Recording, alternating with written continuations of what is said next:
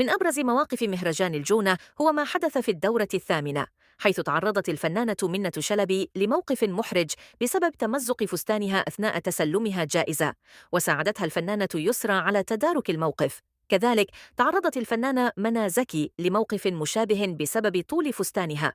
في المقابل، شهدت دورات سابقة مواقف مثل سقوط الفنانة المغربية نسرين الراضي والفنانة التونسية درة بسبب طول ملابسهن أو تعثر فساتينهن.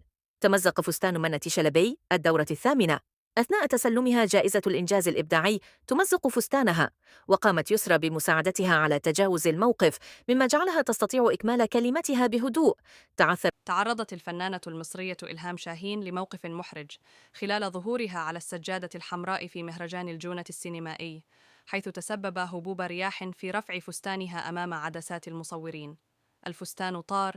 إلهام شاهين تتعرض لموقف محرج على السجادة الحمراء. الفنانة المصرية إلهام شاهين، الحادثة التي وثقتها الكاميرات سرعان ما انتشرت عبر مواقع التواصل الاجتماعي بسبب شغف الناس في اصطياد زلات المشاهير، حيث تصدرت مقاطع الفيديو والصور الترند في غضون ساعات. وتعرف الفنانة إلهام شاهين إحدى أبرز نجمات السينما المصرية بمسيرتها الفنية الحافلة التي تمتد لأكثر من 4 عقود، حيث شاركت في العديد من الأعمال السينمائية والتلفزيونية التي نالت إعجاب الجماهير، وهي ذات حضور دائم في الفعاليات الفنية الكبرى.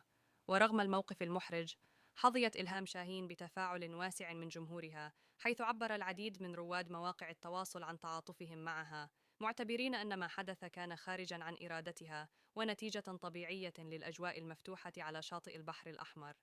وأشاد آخرون بأناقتها وثقتها بنفسها، حيث واصلت إلهام شاهين فعاليات المهرجان بابتسامة مشرقة إلى جانب نجوم مثل يسرى ورجل الأعمال نجيب ساويرس.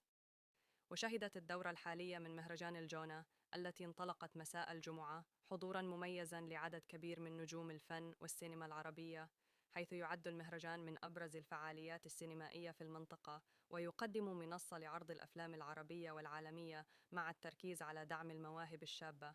ويعد مهرجان الجونة السينمائي الذي انطلق عام 2017 أحد أهم المهرجانات السينمائية في الشرق الأوسط، ويقام سنوياً في مدينة الجونة المصرية على البحر الأحمر. ويهدف المهرجان إلى تعزيز الحوار الثقافي ودعم صناعة السينما من خلال عرض أفلام متنوعة وتنظيم ورش عمل وندوات.